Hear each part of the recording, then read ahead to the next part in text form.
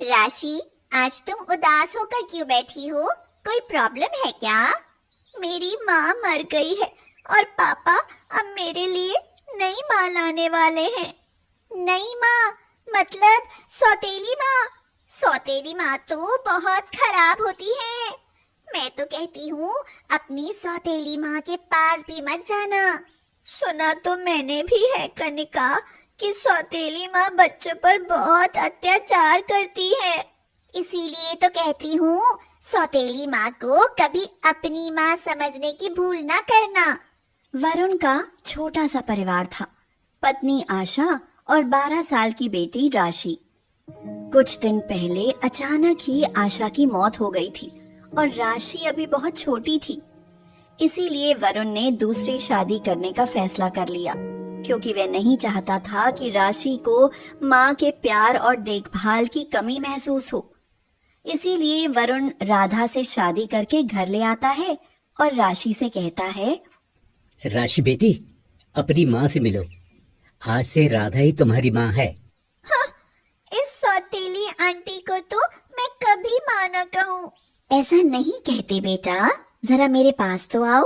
मैं माँ हूँ तुम्हारी, मुझे एक बार माँ कहकर तो पुकारो। आप सौतेली आंटी हैं और हमेशा सौतेली आंटी ही रहेंगी। माँ तो मैं आपको कभी ना मानूं। यह कहकर राशि अपने कमरे में चली जाती है और वरुण को उस पर बहुत गुस्सा आता है और वह कहता है, देख लिया राधा इस लड़की को, बड़ों से बात करना भी नहीं आता। जी में तो आता है कि इसे एक तमाचा जड़ दो, पर बिन माँ की बच्ची है इसलिए तरस खा जाता हूँ। राशि को बिन माँ की बच्ची कभी मत कहना वरुण। मैं राशि की माँ हूँ और मेरे होते कोई उसे बिन माँ की बच्ची कहे, मुझसे बर्दाश्त ना होगा। पर वो तुम्हें माँ समझे तभी ना। आज नहीं तो कल वह मुझे माँ जरूर समझेगी वरुण, क्योंकि माँ की ममता में बहुत ताकत होती है। एक दिन सुबह सुबह राशि वरुण के पास आकर कहती है, पापा, आज संडे है, क्यों ना आज हम पिकनिक मनाने चले? चलोगे ना पापा? पहले ये तो बताओ तुम कहाँ जाना चाहती हो? झील पर चलते हैं पापा, वहाँ बोटिंग का आनंद लेंगे। तो चलो जल्दी से तैयार हो जाओ, आज हम झील पर ही घूमने चलेंगे। यह सुनकर राशि खुशी से उछलने लगती है। उधर वरुण भी खुश होकर सोचने लगता है, चलो इस बहाने राधा भी बाहर घूम आएगी। माँ बेटी साथ घूमेंगी तो दोनों में कुछ तो नजदीकी आएंगी। पर वरुण जैसा सोचता है वैसा कुछ नहीं होता। झील पर बोटिंग करने की बारी आती है तो राशि राधा के साथ बोट पर बैठने से मना कर देती है और कहती है, मैं सौतेली आंटी के साथ बोट पर नहीं बैठूंगी पापा, मैं तो आपके साथ बोटिंग करूंगी। राशि, जिद मत कर बेटा, हमारे साथ राधा भी बोट पर बैठेगी, समझी? नहीं नहीं, मैं सौतेली आंटी के साथ कभी बोटिंग नहीं करूंगी। कहीं इसने मुझे पानी में धकेल दिया तो? यह सुनकर वरुण और राधा तो जैसे अवाक ही रह जाते हैं। वरुण को राशि पर बहुत गुस्सा आता है और इधर राधा के मन को गहरी ठेस पहुंचती है, मगर राधा धीरज से काम लेती है। आंखों से आंसू टपकने को होते हैं, लेकिन उन्हें किसी तरह रोक लेती है और वरुण को समझाते हुए कहती है, वरुण, मुझे बोटिंग करने में बिल्कुल मजा नहीं आता। तुम राशि को बोटिंग करा लाओ, तब तक मैं यहाँ झील के किनारे पर बैठ जाती हूँ। राधा, तुम ये क्या कह रही हो? मैं ठीक कह रही हूँ वरुण, मैं नहीं चाहती कि मेरे कारण राशि के मन में कोई डर पैदा हो। यह कहकर राधा एक तरफ बैठ जाती है और वरुण राशि के साथ बोटिंग पर चला जाता है। उनके जाते ही राधा की आंखों में ठहरे आंसू खुलकर बरसने लगते हैं। वह फपक फपक कर रोने लगती है और रोते रोते कहती है, पता नहीं लोग सौतेली माँ को बुरा ही क्यों समझते हैं। हर सौतेली माँ तो बुरी नहीं होती। मैं राशि पर अपनी सारी ममता, सारा प्यार लुटाने को तड़पती रहती हूँ और वह है कि मुझसे नफरत ही करती रहती है। स्कूल में राशि हमेशा कनिका के साथ रहती थी। कनिका उससे थोड़ी बड़ी थी, पर थी उसकी बेस्ट फ्रेंड। एक दिन दोनों लंच करने बैठती हैं तो कनिका राशि से कहती है, राशि, तुम्हारे लिए खाना तुम्हारी सौतेली माँ बनाती है। हाँ, पर मैं तो उसे नौकरानी से ज्यादा कुछ नहीं समझती। तू उसे कुछ भी समझ, पर उसके हाथ का खाना कभी मत खाना। पर क्यों कनिका? क्योंकि तुम्हारी सौतेली माँ तुम्हारे खाने में जहर मिलाकर तुम्हें मार सकती है। मैंने एक फिल्म में देखा था, सौतेली माँ ने बच्चे के खाने में जहर मिलाकर उसे मार डाला था। हाँ। कनिका जो भी उल्टी सीधी पट्टी पढ़ाती, राशि उसे सच मान लेती। राशि ये बात सुनते ही अपने टिफिन में रखा सारा खाना फेंक देती है और उसी दिन से राधा का बनाया खाना खाने से डरने लगती है। राशि, लो बेटा खाना खा लो। आज मैंने तेरे लिए आलू के स्पेशल पराठे बनाए हैं। मुझे नहीं खाने आपके स्पेशल पराठे। पर क्यों बेटी? क्योंकि सौतेली माँ का क्या भरोसा, कहीं आपने मेरे खाने में जहर मिला दिया तो मैं तो मर ही जाऊंगी ना। राशि जैसे ही ये कहती है, राधा की तो जैसे जान ही निकल जाती है। फिर रोते हुए कहती है, पर मैं तो तुमसे सगी माँ जैसा प्यार करती हूँ, भला फिर मैं क्यों तुम्हें जहर दूंगी? आप मेरी माँ कभी नहीं बन सकती। आप तो मेरी माँ बनने का बस नाटक करती हैं। मेरी माँ तो मर चुकी है सौतेली आंटी। यह कहकर राशि भी रोने लगती है और राधा से उसका रोना देखा नहीं जाता। राधा राशि के आंसू पोंछकर उसे कलेजे से लगाना चाहती है, मगर राशि वो तो उसे पास ही नहीं आने देती। वो कहती है, मत छुओ मुझे, मत छुओ। आप मेरे कमरे से चली जाओ, मुझे अकेला छोड़ दो। छोटी सी लड़की के ऐसे कठोर बोल सुनकर राधा तो जैसे मर ही जाती है। फिर रोते हुए किसी तरह अपने कमरे में आती है और फिर भगवान को याद करते हुए कहती है, हे भगवान, क्या माँ की ममता और प्यार की कोई कीमत नहीं रही? मेरी बेटी मेरी ममता से इतनी नफरत क्यों करती है? कुछ कर भगवान, मुझसे अब और सहन नहीं होता। कुछ दिन ऐसे ही बीत जाते हैं। फिर एक दिन राशि स्कूल से आते वक्त एक गाड़ी से टकरा जाती है और उसके सिर में गहरी चोट आती है। डॉक्टर वरुण से कहता है, देखिए जल्दी से 5 लाख का इंतजाम कीजिए, बच्ची के सिर का ऑपरेशन करना पड़ेगा। अगर देरी हुई तो बच्ची का बचना मुश्किल है। 5 लाख रुपए वरुण के लिए बहुत बड़ी रकम थी। तुरंत पाँव कहाँ से इंतजाम करता। वरुण राधा से कहता है, लगता है हमारी बेटी की जिंदगी इतनी थी। ऐसा ना कहो वरुण, हमारी बेटी को कुछ नहीं होगा। पर खड़े पाँव 5 लाख कहाँ से आएंगे राधा? वरुण, शादी से पहले मैं नौकरी करती थी। मैंने धीरे धीरे कुछ रुपए जमा किए थे। 5 लाख तो होंगे ही, उनसे हमारी बेटी का इलाज तो हो ही जाएगा। वरुण राधा से पैसे लेकर अस्पताल में जमा करा देता है और डॉक्टर उसका ऑपरेशन कर देते हैं। डॉक्टर साहब, मेरी बेटी कब तक होश में आ जाएगी? भाई वरुण, अभी कुछ नहीं कहा जा सकता। 2 घंटे छोड़ कई दिन बीत जाते हैं, पर राशि को होश नहीं आता। यह देख राधा और वरुण बहुत घबरा जाते हैं। डॉक्टर साहब, मेरी बेटी को होश क्यों नहीं आ रहा? लगता है बच्ची कोमा में चली गई है। अब तो भगवान ही कुछ कर सकता है मिस्टर वरुण। यह सुनकर राधा और वरुण बहुत दुखी हो जाते हैं और मंदिर में जाकर भगवान के आगे हाथ जोड़कर खड़े हो जाते हैं। हे भगवान, हम पर दया करो, हमारी बेटी को होश में लाओ। जब तक मेरी बेटी को होश नहीं आता, मैं आपके द्वार से नहीं हटूंगी और ना ही अन्न जल ग्रहण करूंगी। राधा, तुम पागल हो गई हो क्या? अन्न जल का त्याग करके क्या बेटी होश में आ जाएगी? हाँ, जरूर आ जाएगी। वरुण, भगवान को इस दुखियारी माँ पर दया करनी ही पड़ेगी। यह कहकर राधा मंदिर के द्वार पर बैठ जाती है और अन्न जल ग्रहण करना छोड़ देती है। कई दिन बीत जाते हैं, पर राशि होश में नहीं आती। उल्टे राधा बेहोश होकर गिर पड़ती है और राशि के बगल वाले बेड पर पहुंच जाती है।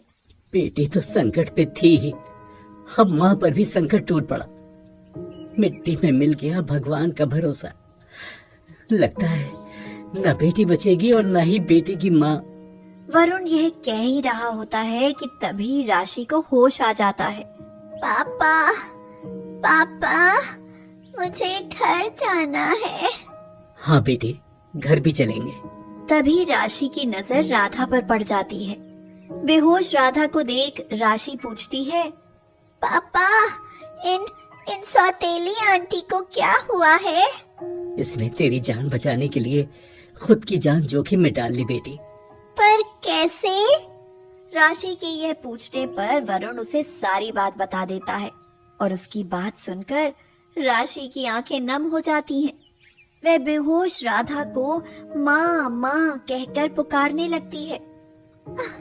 माँ, माँ, उठो ना माँ। जैसे ही वह राधा को माँ कहकर बुलाती है, राधा को होश आ जाता है और वो कहती है, तू ठीक हो गई मेरी बच्ची। हाँ माँ, मैं ठीक हो गई। राशि के मुंह से माँ शब्द सुनते ही राधा के कमजोर शरीर में एकाएक जान आ जाती है। राधा वरुण से कहती है, देख लिया वरुण, भगवान ने मेरी सुन ली ना। हाँ राधा, सुन ली। आज मैं भगवान से सच में बहुत खुश हूँ। आखिर भगवान की दया से राशि ने तुम्हें अपनी माँ मान ही लिया।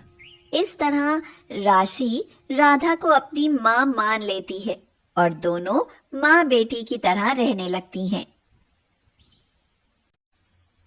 गरिमा और रंजन दो भाई बहन थे। रंजन बड़ा था। बचपन में ही माँ बाप मर जाने के बाद रंजन ने ही गरिमा की परवरिश की। रंजन बहुत ही अकड़ू और घमंडी था। वह गरिमा पर बहुत अत्याचार करता था। उसे लगता था कि माँ बाप तो रहे नहीं, लेकिन गरिमा को मेरी छाती पर बोझ बनाकर चले गए। इसीलिए वह गरिमा को इतना परेशान करता था कि वह खुद ही घर छोड़कर चली जाए ताकि उस पर कोई उंगली ना उठाए। क्या कर रही है गरिमा? चल मेरे लिए जल्दी से मैगी बना। भैया, मैं अपने लिए भी बना लूं क्या? मेरा भी मन कर रहा है। नहीं बनानी, सिर्फ मेरे लिए बनानी है। रसोई में रात की रोटी पड़ी होगी, तू वही खा ले। गरिमा उससे डरती थी, इसीलिए उसे मैगी बनाकर उसने दे दी। रंजन खुद ही सारी मैगी खा गया। गरिमा की आंखों में आंसू भर आए और वह वहां से उठकर बाहर चली गई और अकेले में बैठकर रोने लगी। उसकी रोने की आवाज सुनकर उधर से गुजर रही एक बुढ़िया ने पूछा, बेटी क्यों रो रही हो? क्या हुआ है? अम्मा, मेरे माँ बाप मर गए। मेरा बड़ा भाई मुझे बहुत सताता है। मेरे साथ सौतेले जैसा व्यवहार करता है।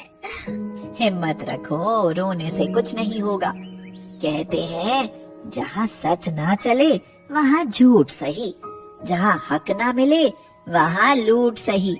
तुम ना खूब मेहनत करो और कुछ बन कर दिखाओ। एक ना एक दिन उसे अपनी गलती का एहसास जरूर होगा। हाँ।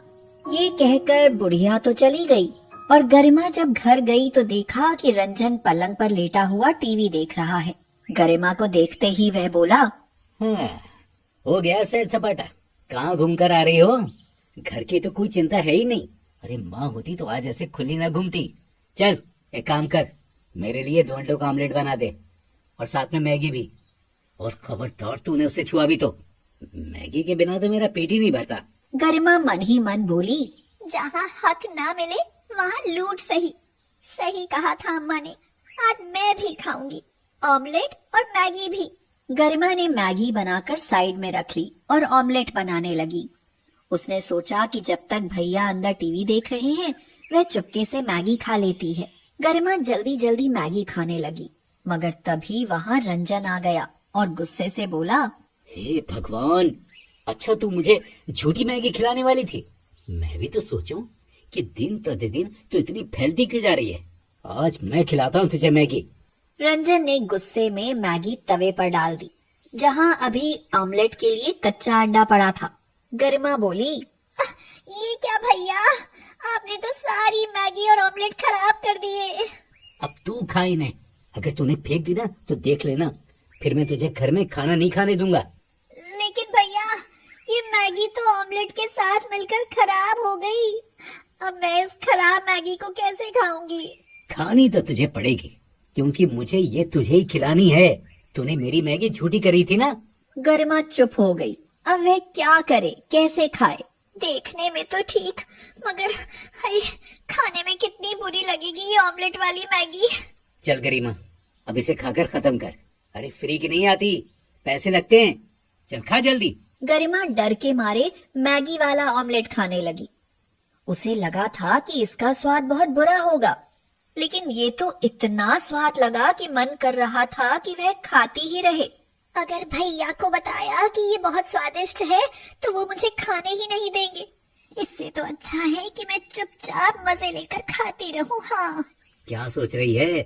चल जल्दी खा, और भी बहुत काम है। गरिमा ने सारी ऑमलेट खत्म कर दी और मुंह बनाते हुए कहा, भैया आपने जबरदस्ती इतनी गंदी मैगी वाली ऑमलेट खिलाई, मेरा तो मन बेकार हो गया, उल्टी आ रही है। रंजन एक बार फिर उसे परेशान करके बहुत खुश हुआ। इसी तरह समय गुजरता जा रहा था। एक दिन रंजन बोला, गरिमा, तू पूरे दिन निठल्ली पड़ी रहती है। जरा देख तो घड़ी पर कितनी धूल जमी है, इसे जल्दी से साफ कर दे। गरिमा जैसे ही घड़ी साफ करने लगी, घड़ी नीचे गिर पड़ी और गिरकर टूट गई। गरिमा, तुझे दिखाई नहीं देता? तूने इतनी सुंदर घड़ी तोड़ दी। भैया मुझे माफ कर दो, मुझसे गलती हो गई, लेकिन मैंने जानबूझकर नहीं किया। अब तुझे इसकी भरपाई तो करनी पड़ेगी। या तो मुझे इसके बदले बिल्कुल वैसी ही घड़ी चाहिए, या फिर मुझे इसके बदले में पैसे चाहिए, नहीं तो मैं तुझे घर से निकाल दूंगा। भैया ये तुम क्या कह रहे हो? मैं भला कहाँ से लाऊं पैसे?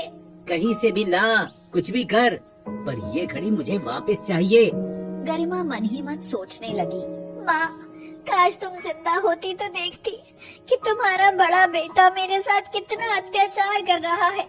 अब मैं ऐसी घड़ी लाने के लिए कहाँ से पैसे जुटाऊं? तभी उसकी नजर रसोई में रखे अंडों पर गई, तो उसे उस दिन की मैगी वाली ऑमलेट की याद आ गई। अगर मैं मैगी वाली ऑमलेट बनाकर बेचने लगूं तो? लेकिन बेचने के लिए मैगी और अंडे कहाँ से लाऊंगी? भैया से पूछना पड़ेगा। भैया एक बात बोलूं? मुझे मैगी वाली ऑमलेट बनाकर बेचनी है। जो भी पैसे आएंगे ना, उनसे घड़ी खरीद लाऊंगी। मेरे माथे पर क्या बेवकूफ लिखा है? इतनी खराब चीज कौन खरीदेगा? मैगी वाला ऑमलेट बनता है क्या? भैया अगर नहीं बिका तो मैं ये घर छोड़कर हमेशा के लिए चली जाऊंगी।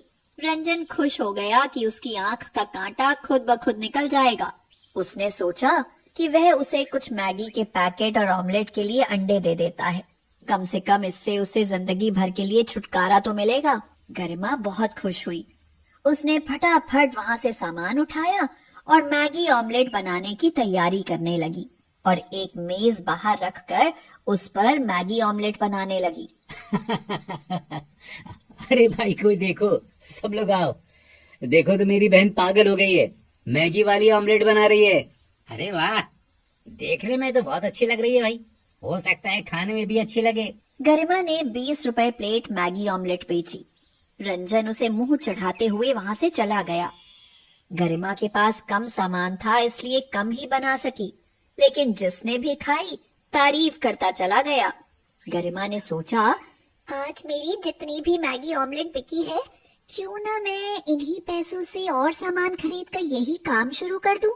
कम से कम मुझे किसी के आश्रित तो नहीं रहना पड़ेगा। अगले दिन गरिमा ने उन्हीं पैसों से और सामान खरीदा, लेकिन अगले दिन अब और भी ज्यादा बिक्री हुई। अब तो गरिमा जितनी भी मैगी ऑमलेट बनाती उतना ही बिक जाता। सबसे पहले वह रंजन के लिए हूबहू वही घड़ी खरीद कर लाई जो उससे टूटी थी। फिर उसने अपने लिए एक ठेला खरीदा और वह बाजार में जाकर मैगी ऑमलेट बेचने लगी। धीरे धीरे वह मैगी ऑमलेट वाली के नाम से मशहूर हो गई। रंजन तो उससे पहले ही जलता था, अब और भी ज्यादा जलने लगा। हे भगवान, ये तो नोटों में खेलने लगी है। 10 मैगी के पैकेट से काम शुरू किया था, अब 100 पैकेट बनाकर बेचती है। लोग इसके आगे पीछे लाइन लगाकर खड़े रहते हैं। आज मैं इसके सामान में रेत मिला देता हूँ, लोग किरकिरा मैगी ऑमलेट खा नहीं पाएंगे। हो सकता है काम ही बंद हो जाए। ये सही रहेगा। जैसे ही रंजन मुट्ठी भर रेत उसके मसालों में मिलाने के लिए चला, वैसे ही गरिमा ने उसका हाथ पकड़ लिया और बोली, बस भैया, अब और बर्दाश्त नहीं करूंगी। मेरे साथ जो किया वो ठीक, अगर मेरे काम के साथ कुछ किया ना तो मैं बर्दाश्त नहीं करूंगी। हाँ, आज से मेरा तुम्हारा कोई रिश्ता नहीं। गरिमा मुझे माफ कर दे, मैंने हमेशा तुझे बोझ समझा। आज मैं खुद अपनी नजरों में शर्मिंदा हूँ। मुझे ऐसा नहीं करना चाहिए था। मुझे माफ कर दे मेरी बहन। आगे से तुझे कोई शिकायत का मौका नहीं मिलेगा। अब मैं भी तेरे काम में तेरा हाथ बटाऊंगा। मुझे माफ कर दे प्लीज। गरिमा सब कुछ भूलकर अपने काम में लग गई और कुछ ही दिनों बाद मैगी ऑमलेट वाली की सफलता बुलंदियां छूने लगी।